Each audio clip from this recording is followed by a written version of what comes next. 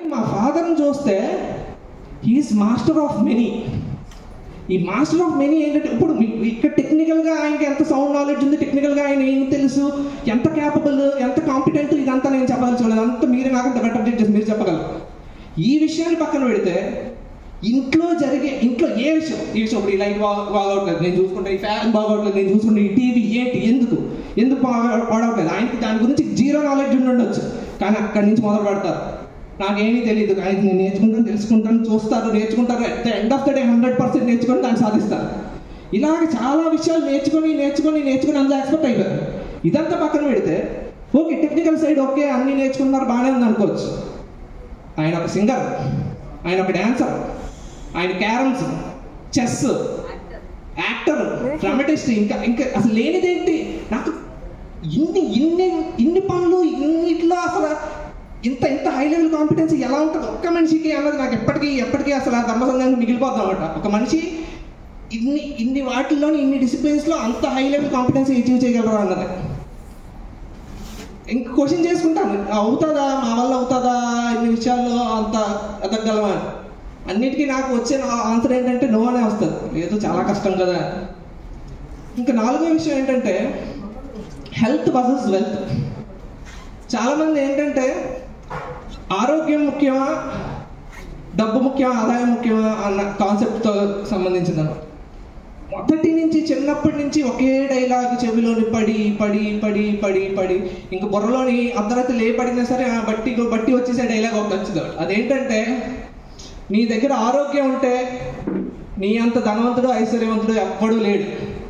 కానీ నీ దగ్గర ఆరోగ్యం లేదు, కానీ నువ్వు కోటీశ్వరుడు అయినా సరే నీ అంత కటి పేదరికంలో ఉన్నవాడు కూడా ఎవ్వడూ లేడు. కానీ మన దగ్గర ఆరోగ్యం ఉంటే జీవితంలో నీ దగ్గర అన్నీ ఉన్నట్టే. ఫస్ట్ ఆరోగ్యంగా ఉండు. ఎందుకంటే మన జీవితంలో ఏంటంటే చాలా ఉంటాయి మన దగ్గర, కానీ ఆరోగ్యం ఉండదు. చుట్టుపక్కల మంచి ఈవెంట్స్ అవుతూ ఉంటాయి, పిల్లలు మనవాళ్ళు అందరూ కలకల్లా తిరుగుతూ ఉంటారు, కానీ మనం ఆనందంగా అందరూ పార్టిసిపేట్ చేయలేం. వెనక మనకి లోపల ఒక ఏదో బాధ, ఏదో హెల్త్ ఇష్యూ ఏదో నడుస్తూ ఉంటారు. అవన్నీ లోపల ఉన్నప్పుడు అబ్బా దేవుడా ఇదొక్కటి లేకుండా ఉంటే బాగుండు కదా, ఇదొక్కటి లేకుండా ఉంటే బాగుండు, అన్నీ ఉన్నాయి, ఇదొక్కటి తీసేవా అని అప్పుడు ఆలోచన వస్తూ ఉంటారు. కానీ మా ఫాదర్ ఇదంతా ఏంటంటే అన్నిటికంటే ముందే రేపు అన్ని పక్కన పెట్టి, అది పోయిందా ఇది పోయిందా అది లాస్ అంతా పక్కన పెట్టి ఆరోగ్యం ఉందా చాలు ఇంకేమవుతుంది, ఆరోగ్యం ఉంది కదా ఇంక చాలు, మిగతా అన్ని ఎలాగన్నా ఎవరైనా తర్వాత ఇంటికి వస్తారు. ఆరోగ్యం అనేది చాలా ఇంపార్టెంట్ అన్న విషయం గుచ్చి పదే చెప్తారు. ఇంకా ఫైనల్ విషయానికి వస్తే వర్క్ ఈజ్ గాడ్ అంటే పనే దైవం. ఇంకా చాలా మంది చెప్పారు దైవత్వం గురించి, ఫాదర్కి ఉన్న దేవుడి మీద అవకారం, అసలు దైవత్వం అనేది ఎంత ఇష్టమో అదంతా ఇంక మిగతా వాళ్ళందరూ వచ్చి చెప్పారు. ఆ కోపం విషయానికి కూడా వస్తాను నేను. ఇప్పుడు వర్క్ ఈజ్ గాడ్ అనే కాన్సెప్ట్ ఏంటంటే, ఇప్పుడు ఈయన 40 సంవత్సరాలు సర్వీస్ చేసి రిటైర్ అయ్యారు. ఇంట్లో కూడా చెప్తారు చాలా గర్వంగా, నేను నా దేశానికి సేవ చేస్తున్నాను, నేను కష్టపడుతున్నాను, నేను చాలా ఇదే కష్టం. ఇందాక చెప్పారు నేను ఇక్కడికి వచ్చానంటే ఇక్కడ నా పని ఏంటి, ఆఫీస్ కోసం నా దేశం కోసం పని చేయడం, నేను చేస్తాను, అదే కాన్సన్ట్రేషన్ పెట్టి పని చేస్తాను. తర్వాత ఇంటికి వెళ్తే నా పని ఏంటి, మా పిల్లలకి హెల్ప్ చేయడం, ఇంట్లో పనులన్నీ చేసుకోవడం, నా కాన్సన్ట్రేషన్ అంతా అక్కడే ఉంటుంది. ఏ పనిలో అయినా దైవత్వాన్ని చూడటం అసలు ఆయన నెంబర్ 1 క్వాలిటీ. ఇక్కడ ఒకటి ఏంటంటే పని కాదు, వస్తువులో కూడా ఆయనకి ఎందుకు కోపం ఎక్కువ వస్తూ ఉంటుందంటే, ఆయన పనిలోనే కాదు దైవత్వాన్ని చూసేది, ప్రతి అవతల మనిషిలోని దైవత్వాన్ని చూస్తారు, ప్రతి వస్తువులోని చూస్తారు, ఈ పండులోని చూస్తారు. దానికి ఏమైనా కుళ్ళిపోతే బాధ వచ్చేస్తూ ఉంటారు, పాలు ఏమైనా ఇరిగిపోతే బాధ వచ్చేస్తూ ఉంటారు, ఆ గ్లాస్ ఏమైనా పగిలిపోతే బాధ వచ్చేస్తూ ఉంటారు. ఇది వస్తువు మీద మమకారం కాదు, అది ఆ వస్తువు 10 రూపాయలు పోయిందన్న విషయం కాదు, ఆ వస్తువులో దైవాన్ని చూస్తున్నారు. అంతా బాగుండాలి, అంతా శుభ్రంగా ఉండాలి, అంతా ఆనందంగా ఉండాలి, అంతా హాయిగా ఉండాలి. ఈ కాన్సెప్ట్, ఈ వర్క్ ఈజ్ గాడ్ అనే కాన్సెప్ట్లో ఉన్న వాళ్ళు ఏం చేస్తారంటే ప్రతి నిత్యం పనే దైవత్వం అనే కాన్సెప్ట్లో ఉంటారు. అలా ఉన్నవాళ్ళు ఎలాంటి పని చేయగలరు, ఎలాంటి అవుట్పుట్ ఇవ్వగలరు అనేది నేను ప్రత్యేకంగా ఎవరికి చెప్పాల్సిన అవసరం లేదు. ఇప్పుడు విషయానికి వస్తే, ఇప్పుడు ఇందాక చెప్పారు చదివించడం గురించి, తీసుకెళ్ళడం గురించి. ప్రతి మనిషికి కొన్ని పాత్ బ్రేకింగ్ పాయింట్స్ ఉంటాయి. ఇందాక మా ఫాదర్ చెప్పినట్టు ఆ పెద్దనాన్న గారు కానీ కాకినాడ నుంచి ఈయన తీసుకొచ్చి ఇక్కడ చదివించకపోయి ఉంటే ఈయన కాకినాడలో ఎలా ఉండేవారో, ఏం చేసేవారో అన్నది అసలు మనం ఊహించలేము కూడా. అది కంప్లీట్ డిఫరెంట్ పాత్. అక్కడ ఉన్నారు, కాకినాడలో ఉన్నారు. అక్కడే ఉండుంటే ఆయన పాత అలా వెళ్ళిపోయేది. పెద్దనాన్నగారు ఎంటర్ అయ్యారు, ఇక్కడ తీసుకొచ్చారు, అభివృద్ధి చేశారు, చదివించారు. ఈయన పాత కంప్లీట్ వేరే సైడ్ వెళ్ళిపోయారు. ఇది పాత్ బ్రేకింగ్ పాయింట్స్ అంటారు వీటికి. అలాగే నా జీవితంలో కూడా ఒక పాత్ బ్రేకింగ్ పాయింట్కి ప్రధాన సూత్రధారి మా ఫాదర్. అదేంటంటే వెళ్ళి చదువుకుంటున్నాడు, ఓకే అంత బాగానే ఉంది, ఐఐటి కోచింగ్ అంతా అవుతుంది, బాగానే జరుగుతుంది, అంతా హ్యాపీగానే ఉంది. చదివాను ఫస్ట్ ఇయర్ సెకండ్ ఇయర్ అంతా అయింది, రాశాను. కానీ అక్కడ ఏం జరిగిందంటే మిగతా అన్ని ఎగ్జామ్స్లోని చాలా మంచి మార్కులు వచ్చాయి, చాలా టాప్ ర్యాంక్స్ వచ్చాయి. ఎంసెట్ కావచ్చు, అమృత కావచ్చు, AEEE కావచ్చు, అన్నిటి టాప్ ర్యాంక్స్ వచ్చాయి. కానీ నేను ఐఐటి జేఈ నాకు మంచి ర్యాంక్ రాలేదు. దానివల్ల నాకు మంచి ఐఐటీలో సీట్ వచ్చే స్కోప్ కూడా లేదు. అప్పుడు నా ముందున్న ఆప్షన్ ఏంటంటే, అప్పుడు నాకు అమృత ఎంట్రన్స్ ఎగ్జామ్లోని 16th ర్యాంక్ వచ్చింది, ఆల్ ఇండియా 16th ర్యాంక్. కానీ ఐఐటి రాలేదు నాకు ఆ ఇయర్. అప్పుడు వెళ్ళాం అమృత కోచింగ్ సెంటర్, అమృత ఇన్స్టిట్యూషన్కి వెళ్ళాం, జాయిన్ అయిపోదామని అడ్వాన్స్ కట్టేసాం, అంతా అయిపోయింది. ఇంటికి వచ్చాం, కూర్చున్నాం. అందుకేనా నచ్చిందా కాలేజ్, క్యాంపస్ అంతా నచ్చిందంటే నచ్చింది. మరి ఏం చేస్తాం? అదే మరి జాయిన్ అవుదాం అనుకుంటే, మరి ఐఐటి ఉంది కదా, మరి అప్పుడు ఏం చేస్తాం, మరి ఐఐటి గోల్ ఉంది కదా. అదే అంటే ఇక్కడ నేను ఏం చేశానంటే, ఒక పిరిగివాడు ఒక సర్లే ఏ రోజు కాదు దుప్పటి వారికి పెట్టి హ్యాపీగా గడిపేద్దాంలే అనుకునేవాడు చెప్పే మాట మాట్లాడాను. అదేంటంటే, ఏముంది రెడీ వెళ్తాను, అక్కడ అమృతలో జాయిన్ అవుతాను, జాయిన్ అయ్యి అక్కడి నుంచి కాలేజ్ క్యాంపస్లో వాళ్ళు చెప్పే సబ్జెక్ట్తో పాటు సైమల్టేనియస్గా ఐఐటి కూడా చదువుకొని ఐఐటి ఎగ్జామ్ మళ్ళీ రాస్తానని చెప్పాను. ఇది సమర్థుడు, డెడికేషన్, గోల్ మీద ఫోకస్ ఉండేవాడు చెప్పే మాట కాదు. అలా చెప్పాను ఆ రోజుకి. ఓకే వెళ్ళి ఇది జాయిన్ అయిపోదాం, మళ్ళీ ఇంకో అటెంప్ట్ ఇస్తాను, ఐఐటి వస్తుందిలే. ఆ రోజు మా ఫాదర్ ఏమన్నారంటే, ఏమోరా నాకైతే నమ్మకం ఉంది, నువ్వు ఐఐటి కొడతావురా గ్యారంటీగా. తీసేసాను అమృత అనే కాన్సెప్ట్, ఇంక వేరే చెప్తా అంత పర్లేదు తీసాను. మళ్ళీ నామకం జాయిన్ అయ్యాను, మళ్ళీ చాలా మంచి ర్యాంక్ వచ్చింది, ఐఐటి వచ్చింది. ఇంకా ఈ పాత మారిపోయింది. ఇది ఎందుకు నేను చెప్తున్నాను అంటే, పాత్ బ్రేకింగ్ పాయింట్. ఆ రోజు నేను ఈ డెసిషన్ తీసుకుంటే వేరేలా ఉండేది నా లైఫ్ అంతా. ఆ రోజు ఒక చిన్న మాట అంతా మార్చి వేరే సైడ్ తీసుకెళ్ళి. ఇప్పుడు పేరెంట్స్ గురించి మాట్లాడుకుంటే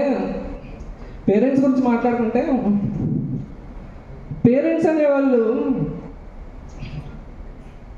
మనకి ప్రపంచం అంతా ఎదురొచ్చినా సరే, ప్రపంచం అంతా మనకు ఆపోజిట్గా వర్క్ చేస్తుంది, ఏంట్రా ప్రపంచం అంతా మనకి ఎదురొస్తుంది, ఇలా ఉంది ఏంట్రా అన్నప్పుడు ఒక ఇద్దరు మాత్రం పిల్లర్స్ లాగా అలా గట్టిగా ఒక మర్రి చెట్టు 1000 సంవత్సరాల నుంచి లోతుగా దాని రూట్స్ని నాటుకుపోయి ఉంటే ఏమవుతుంది, దానికి తుఫాన్ వచ్చినా సునామీ వచ్చినా మర్రి చెట్టు కదలదు, అలా గట్టిగా భూమిలో అలా నిలబడిపోయి ఉంటారు. అలాంటి పిల్లర్స్ ఇద్దరు ఉంటారు ప్రతివాడి జీవితంలోని. ఎంత ఆటుపోట్లో ఎదురొచ్చినా సరే ప్రతివాడి జీవితంలో ఇద్దరు ఉంటారు, వాళ్ళే పేరెంట్స్. అలాగే నా జీవితంలో నా పేరెంట్స్ ఎప్పుడు అలా నాకు తోడుగా ఉన్నారు.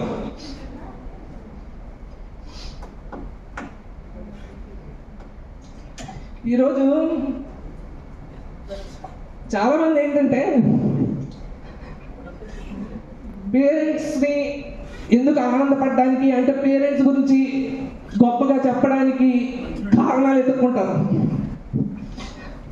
చాలామంది పేరెంట్స్ గురించి గొప్పగా చెప్పడానికి మాట్లాడడానికి కారణాలు ఎత్తుకుంటారు. పేరెంట్స్ అనేవాళ్ళు, ఒక తల్లిదండ్రులు అనేవారు మనకి జన్మనివ్వడమే చాలా చాలా గొప్ప విషయం. వాళ్ళ జీవితాంతకాలం రుణపడి ఉండటం కోసం, వాళ్ళ జీవితాంతో రుణపడడానికి మనకి జన్మనివ్వడమే ఒక గొప్ప కారణం. ఎందుకంటే ఈ భూమి మీదకి వచ్చాం, ఈ ప్రపంచాన్ని అంతా చూస్తున్నాం, మనకి ఏమీ తెలియని స్టేజ్ నుంచి ప్రపంచాన్ని మొత్తం అవగాహన పెట్టుకొని మనం ఎంతో ఎదగడానికి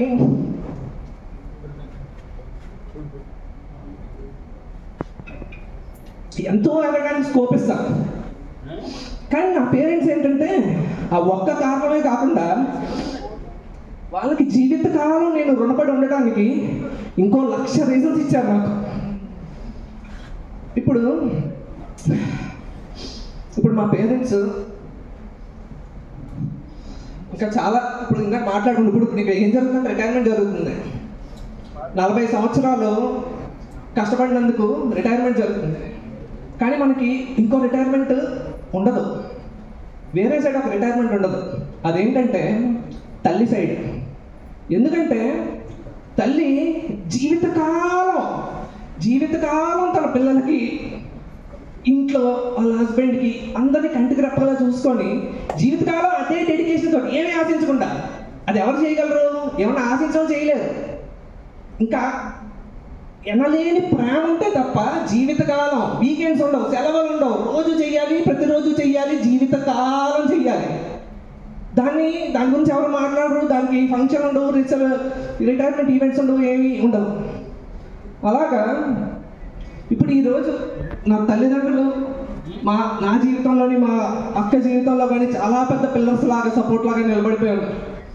వీళ్ళందరికీ మేము ఎంత చేసినా ఆ రుణం అనేది ఎప్పటికీ తీరదు.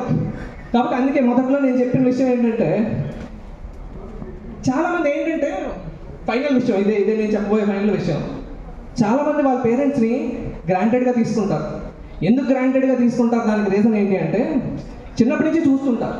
మనకి ఏ బాధ వచ్చినా ఏం వచ్చినా సరే పేరెంట్స్ వస్తారు, చేస్తారు, ఏం కాదు ఇది నువ్వు ఇది చేయాలి, నీకు ఏం పర్వాలేదు, బాగైపోతారు. మనకి బాధ వచ్చింది పేరెంట్స్ వస్తారు, సెట్ చేసేస్తారు. మనకి ఏదైనా కావాలి పేరెంట్స్ వస్తారు, తీర్చేస్తారు. ఇదంతా చూస్తున్నప్పుడు ఏమవుతుందంటే, నా పేరెంట్స్ నాకు చెయ్యాలి, నా పేరెంట్స్ కాబట్టి నాకు చేస్తున్నారు, ఈ మెంటాలిటీ గ్రాంటెడ్గా తీసుకోవడం అలవాటు పడిపోతారు.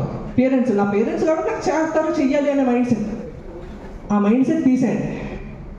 ఎందుకంటే మన పేరెంట్స్కి మనం థ్యాంక్స్ చెప్పుకునే ఛాన్సులు చాలా చాలా తక్కువ వస్తాయి ఫ్యూచర్లో. ఆ థ్యాంక్స్ ఇప్పుడు ఈ సభాముఖంగా ఇంతమంది ముందు ఇది నేను ప్రపంచానికి చెప్పట్లేదు, నాకు నేను కూడా చెప్పుకుంటున్నాను. అదేంటి అంటే, మన కోసం చాలా చాలా చాలా చేశారమ్మా, చాలా చేశాను. దానికోసం చాలా చాలా థ్యాంక్స్. నిజంగా హార్ట్ఫుల్గా మీ ఇద్దరికి చాలా చాలా థ్యాంక్స్ చెప్పుకుంటున్నాను, మనస్ఫూర్తిగా థ్యాంక్స్ చెప్పుకుంటున్నాను.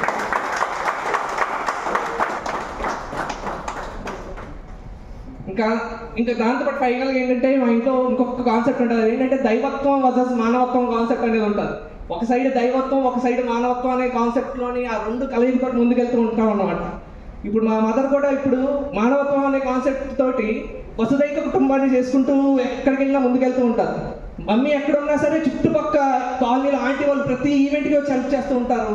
దానితో పాటు మమ్మీతో పాటు మాకు ప్రతి అవసరాల్లోని, ప్రతి ఈవెంట్లోని, ప్రతి కష్ట నష్టాల్లోని మాకు తోడుగా ఉండి ఇంతమంది చుట్టాలు, బంధుమిత్రులు అంతా వచ్చి ప్రతి దాంట్లోని మాకు సహకారంగా ఉండి, ఏదైనా సరే మీకున్నాం, మీరు అడగొద్దు, మీకు బాధ వచ్చింది అని చెప్పొద్దు, అది మేము అర్థం చేసుకొని చేస్తామని చెప్పే చుట్టాలను కూడా తీసుకొచ్చింది. దాంతోపాటు ఒక వసుదైక కుటుంబాన్ని కూడా తీసుకొచ్చింది.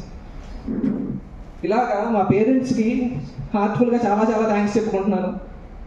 ఇంత దేశాని కోసం ఇంత సర్వీస్ చేసిన మా ఫాదర్ని సత్కరించుకోవడం, దాని గురించి ఇప్పుడు మాట్లాడడం చాలా చాలా హ్యాపీగా ఉంది. ఇంతకాలం చాలా కష్టపడి దేశానికి సేవ చేశారు. ఇప్పుడు చిల్లు పార్టీ మోడ్ స్టార్ట్ అయింది.